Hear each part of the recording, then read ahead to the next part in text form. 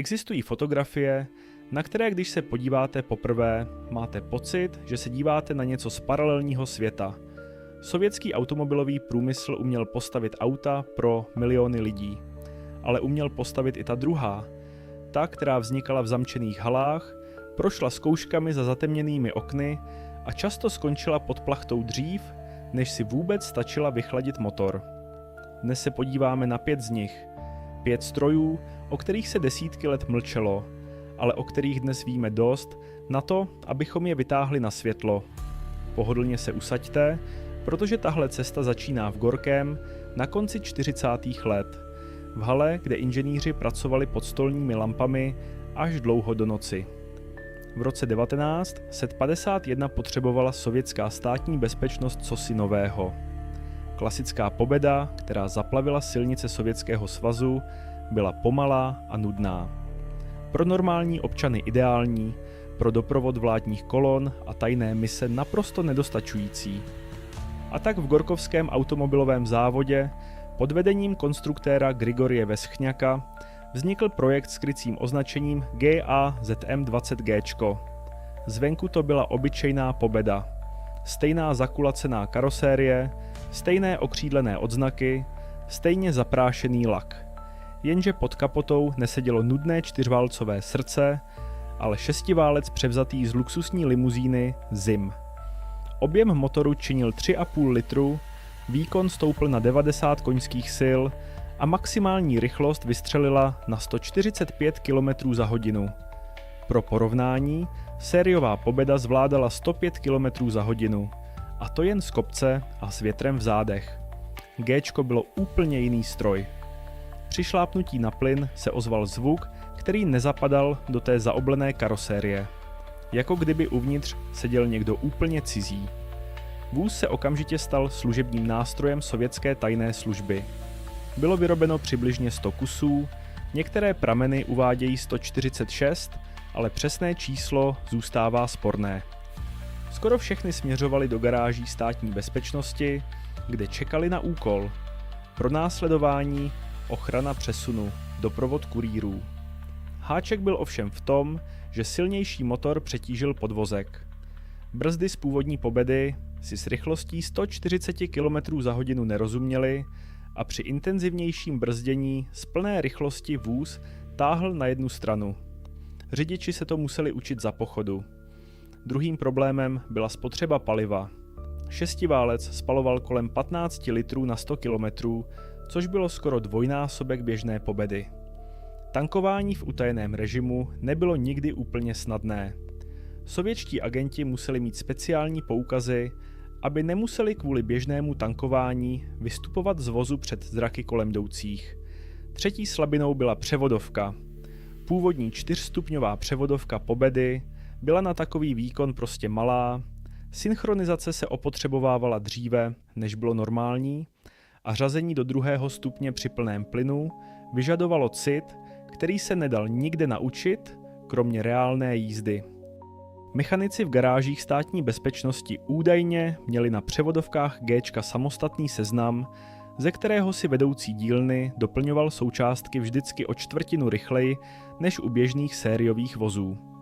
Vůz se v civilním prodeji nikdy neobjevil a po skončení své aktivní služby byly téměř všechny kusy přestavěny zpět na obyčejné čtyřválcové pobedy, aby zmizely ve šrotu beze stopy. Pamětníci vyprávějí, že v moskevské garáži na Lubjance stála ještě v polovině 60. let řada Géček s motory, které se v provozu chovaly úplně jinak než cokoliv, co se vyrábělo. Šofér, který poprvé zasedl za volant Géčka, většinou nejdřív podle zvyku přidal plyn jako u pobedy a vůz okamžitě vystřelil dopředu způsobem, který nečekal. Dnes existuje jen hrstka původních Géček, většinou v rukou sběratelů. Když se s nimi setkáte na sběratelských výstavách, vypadají jako jakákoliv jiná pobeda. Ale když majitel otevře kapotu, lidé okolo na chvíli stichnou. Pod sklem leží stroj, který kdysi vozil lidi. Jejichž jména se nikdy nesměla napsat na žádný formulář. A pravda je taková, že většina dnešních milovníků starých sovětských vozů by mohla projít kolem Géčka 1000krát a nikdy by nepoznala, co před nimi vlastně stojí. Někteří sběratelé tvrdí, že právě v této neviditelnosti spočívala celá podstata projektu. Auto, které vás minulo na ulici, jste si zapamatovat neměli. Než se pustíme dál, mám pro vás malou otázku. Napište do komentářů, jestli byste si troufli sednout do auta, ve kterém kdysi seděli sovětští agenti. Stačí ano nebo ne. Zajímá mě to upřímně. Druhá zastávka nás zavede do moskevského závodu Lichačeva, který se zapsal do dějin výrobou monumentálních limuzín pro stranické vedení. V první polovině 60. let tu ale začalo vznikat něco zcela jiného. Vůz, který neměl reprezentovat moc. Měl reprezentovat lehkost a budoucnost. Projekt dostal jméno ZIL 118 Junost, což česky znamená mládí, a pojmenování bylo prorocké. Hlavními postavami byli mladí inženýři kolem Anatolie Krieger a Eduarda Žurkina, kteří přišli s nápadem postavit luxusní mikrobus. Vznikl v roce 1961 a hned od první chvíle se odlišoval. Karosérie měřila 6 metrů a 18 cm na délku, 2 metry na šířku a měla zaoblený, futuristický tvar, který se podobal spíše americkým konceptům než typickému sovětskému uvažování. Pod kapotou seděl mohutný osmiválec do tvaru V, převzatý z limuzíny ZIL 111. Objem motoru činil 7 litrů, výkon dosahoval 220 koní. Hmotnost vozu byla 3 tuny a 200 kg, ale i tak Junost zvládala 120 km za hodinu, což na tak velký mikrobus znělo neuvěřitelně. Spotřeba paliva ovšem byla přiměřeně apokalyptická. 30 litrů na 100 km, někdy více. Vnitřek vozu byl pojat jako salonek na kolech. Vejít se mohlo až 17 osob, ale obvykle se používalo uspořádání pro 10 až 12 cestujících s pohovkami, stolkem a klimatizací. Sedadla byla potažená lehkou kůží s prošíváním ručního zpracování a podlaha pokryta kobercem, který si původně objednávali z Estonska. Stěny byly obložené dýhou z karelské břízy, lakovanou tak, že se v ní odrážely stropní lampy. Junost získala v roce 1967 zlatou medaili na světové výstavě v Lipsku, kde si ji prohlédli i návrháři z německé firmy Mercedes. Říká se, že jeden z jejich inženýrů se nepokrytě ptal, jestli si můžou udělat detailní fotografie podvozku. Sověti je samozřejmě odmítli. A teď přichází ten paradox. Přes všechnu chválu, přes všechen úspěch se Junost nikdy nedostala do skutečné sériové výroby. Vyrobeno bylo dohromady jen 21 kusů původní verze a později několik desítek dalších v modifikacích pro speciální účely. Důvod? Náklady. Každý vůz stál tolik, kolik by stálo 10 obyčejných sedanů Volha. A stát nebyl ochoten platit takovou cenu za pohodlí pár vyvolených. Vozy nakonec sloužily jako sanitky pro nejvyšší stranické funkcionáře, jako převozové vozy pro kosmonauty z hvězdného městečka a jako přepravní prostředky pro diplomatické delegace. Říká se, že právě v jedné Junosti jel Jurij Gagarin na jedno z prvních oficiálních setkání po návratu z vesmíru. Problém, se kterým posádky bojovaly, byla samotná šířka vozu. Junost měřila 2 metry na šířku a v úzkých moskevských uličkách 50. a 60. let se to projevovalo dramaticky. Otáčet se v některých dvorech byla skoro umělecká disciplína. Druhým slabým místem byla samotná hmotnost. 3 tuny v karosérii znamenaly, že brzdové součástky se opotřebovávaly zhruba 2krát rychleji než u běžných limuzín a vyměnit brzdové bubny u Junosti znamenalo objednat speciálně vyrobené díly přímo ze závodu. Když Junost projížděla kolonou kolem Rudého náměstí, kolem jdoucí se zastavovali a dívali. Bylo to auto, jaké jste v Moskvě jindy neviděli. Ne tak hranaté jako Čajka, ne tak masivní jako klasická ZIL limuzína. Mělo eleganci, která ovládala atmosféru. Eduard Žurkin později vzpomínal, že když poprvé jel s prototypem na zkušební jízdě po dálnici z Moskvy do Tuly, ostatní řidiči si zastavovali Ukrajince a sledovali, jak kolem proplouvá něco, co podle nich vůbec nemělo v Sovětském svazu existovat. Některé starší vozy přežily až do 90. let a ten poslední provozuschopný kus stojí dnes v muzeu závodu Lichačeva, čerstvě restaurovaný do podoby, kterou by Krieger sám stěží poznal. Návštěvníci muzea před ním často stojí déle než před jakýmkoliv jiným exponátem. A jeden z bývalých řidičů ZIL limuzín, dnes už pán v důchodu, prý při návštěvě muzea položil ruku na bok vozu a beze slov tam stál dlouhé minuty. A teď, pokud vás takové stroje fascinují, stejně jako mě, prosím vás o malou laskavost. Dejte palec nahoru, přihlaste se k odběru tohoto kanálu a hlavně mi do komentářů napište, jaké téma chcete vidět v dalším videu. Tajné sovětské autobusy, vojenské obojživelné stroje, kosmické vozidla nebo třeba experimentální traktory. Vyberete vy, natočím já. Děkuju a jedeme dál. Třetí stroj v dnešní pětici nás přenese do běloruského města Minsk, do haly minského automobilového závodu, kde se obyčejně vyráběly těžké nákladní vozy. V roce 1961 ovšem dostal tým kolem konstruktéra Borise Šapošníka nečekaný úkol – postavit nejrychlejší nákladní vůz na světě. Důvod byl prostý. Sovětský svaz tehdy zápasil s USA o všechny myslitelné rekordy, od atletiky po kosmonautiku, a nákladní automobily se zdály být jednou z mála kategorií, kde se ještě dalo něco získat. Tak vznikl MÁZ 541. Karosérie byla nízká, plochá, kabina sahala řidiči do pasu a celá konstrukce byla pokryta jasně červeným lakem. Pod kapotou seděl letecký pístový motor, původem z bombardéru, 12válec do tvaru V o objemu 36 litrů s výkonem 700 koní. Hmotnost vozu činila 5 tun a maximální rychlost dosáhla závratných 265 km za hodinu. Jen pro představu. Tehdejší sportovní vozy jako Jaguar XK 150 zvládaly přibližně 220 km za hodinu. Sovětský nákladňák je tedy ve své kategorii doslova nechal stát. Šapošník osobně dohlížel na testování, které probíhalo na rovné trati mezi Borisovem a Minskem v noci, aby nezpůsobilo paniku mezi obyvatelstvem. Když MÁZ 541 vyrazil plnou rychlostí, hřmění bylo slyšet v okruhu několika kilometrů. Místní lidé tehdy psali stížnosti o létajících tancích a podivných zvucích nad poli. Některá hospodářství si dokonce vyžadovala vyšetřování, jestli sovětské letectvo neskouší tajná stíhačová cvičení nad vesnicemi. Vůz měl však jednu zásadní vadu – brzdy. Při rychlosti 250 km za hodinu trvalo zastavit z plného plynu na dráze přibližně 2 km a kotouče se přitom rozžhavily do oranžova.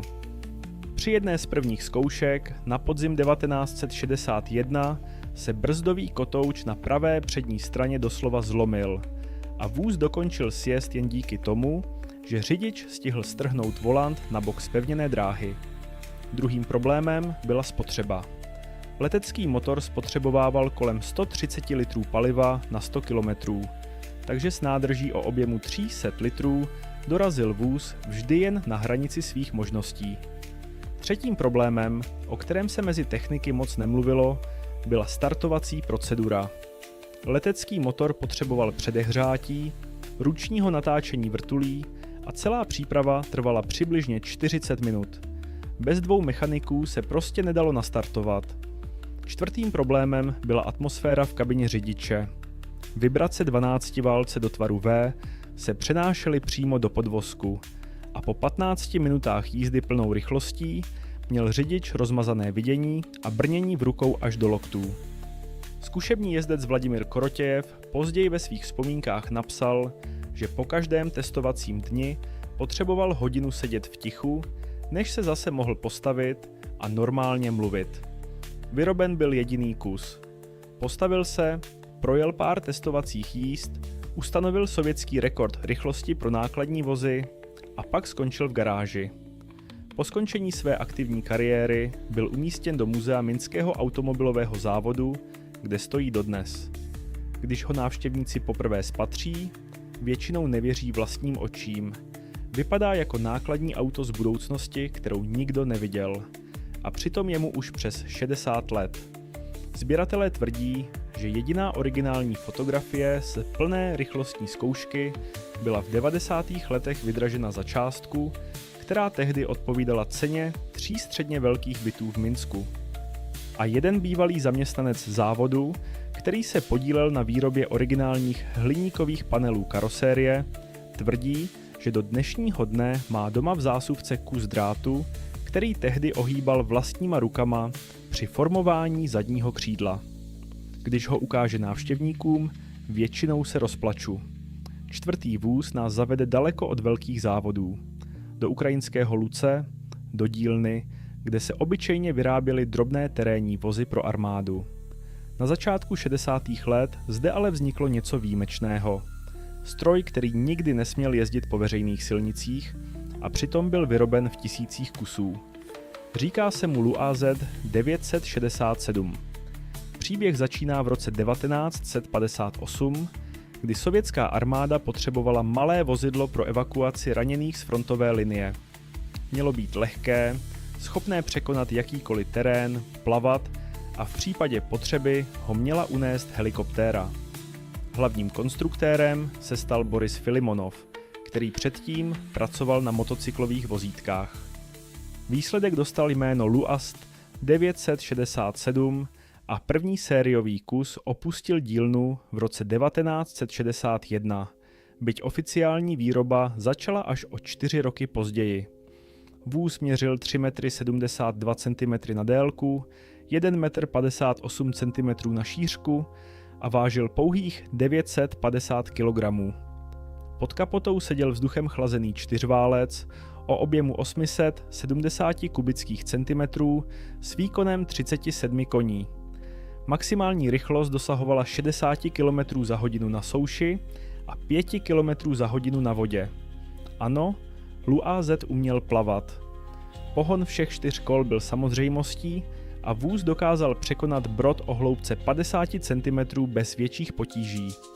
Co bylo opravdu výjimečné, byla možnost ovládat vůz z lehu. Pro raněného vojáka, který se nemohl postavit, byla pod sedadlem páka, pomocí které mohl vůz nastartovat, vyjet a dovést se do nemocnice. Tato funkce byla podle vzpomínek pamětníků skutečně použita v Afghánistánu na konci 70. let, kdy se jeden zraněný voják dostal zpět ke svým z izolovaného terénu. Vůz měl ale své stinné stránky. První bylo vytápění. Vzduchem chlazený motor nevyráběl skoro žádné teplo, takže v zimě byla kabina prakticky ledová a osádka jezdila zabalená do dek. Voják, který kdy musel strávit hodinu v Luazu při teplotě minus 20 stupňů, na to do konce života nezapomněl. Druhým problémem byla rychlost na asfaltu. 60 km za hodinu sice stačilo v poli, ale na silnici se vůz cítil ztracený a překonávání byť kratších úseků po veřejných cestách trvalo věčnost. Třetí nevýhodou byla samotná konstrukce karosérie. Tenké ocelové plechy bez podlahových koberců znamenaly, že každý kamínek pod koly zněl uvnitř jako rána z malé pistole. 4. potíží byla samotná pohonná koncepce. Hnací hřídel vedl podél celého podvozku a každá kolize s větším kamenem mohla porušit těsnění, kterým protékal převodový olej. Vojáci si proto pod Luazem vždycky nosili kbelík oleje, jako kdyby šlo o normální spotřební materiál. 5. a možná nejcitlivějším problémem byla viditelnost. Luaz neměl bezpečnostní kabinu v žádném slova smyslu. Strop byl plátěný, dveře tenké jako papír a v podstatě šlo o pojízdnou plošinu s motorem. V boji to znamenalo, že byl Luaz lehkým cílem, ale zároveň tak nízký a malý, že ho protivník často přehlédl. Luaz 967 sloužil sovětské armádě dlouhých 27 let a byl vyroben v počtu kolem 20 000 kusů. Po rozpadu Sovětského svazu se mnoho z nich dostalo do civilního provozu, kde slouží zemědělcům a myslivcům dodnes. V 90. letech se v Polsku objevila menší firma, která Luaz s úpravami vyvážela do Německa pro nadšence offroad sportu. Tam si vůz získal překvapivou základnu fanoušků, kteří dodnes pořádají vlastní srazy. A zajímavost na závěr. V 90. letech se jeden majitel rozhodl svůj Lu AZ přihlásit do soutěže v offroad závodech ve Velké Británii. Skončil druhý, porazil několik moderních vozů s mnohem silnějšími motory. Britská porota tehdy nevěřila vlastním očím. Stroj z ukrajinské provincie, navržený pro evakuaci raněných, prošel těmi nejdrsnějšími anglickými terény jako horký nůž máslem. A když mu po závodě zvedli motor pro kontrolu, jeden z britských mechaniků jenom potřásl hlavou a řekl, že tohle není auto. To je živý důkaz, že jednoduchost vždycky porazí složitost. Pátý a poslední stroj nás přivede zpět do Moskvy, ale tentokrát do soukromé dílny, do garáže člověka, který si splnil sen, jaký si v Sovětském svazu nikdo jiný splnit nedovolil. Hlavní hrdina příběhu se jmenoval Jurij Aldoškin. Pracoval jako řidič a mechanik a v polovině 70. let mu padla do oka zahraniční fotografie italské sportovní karosérie.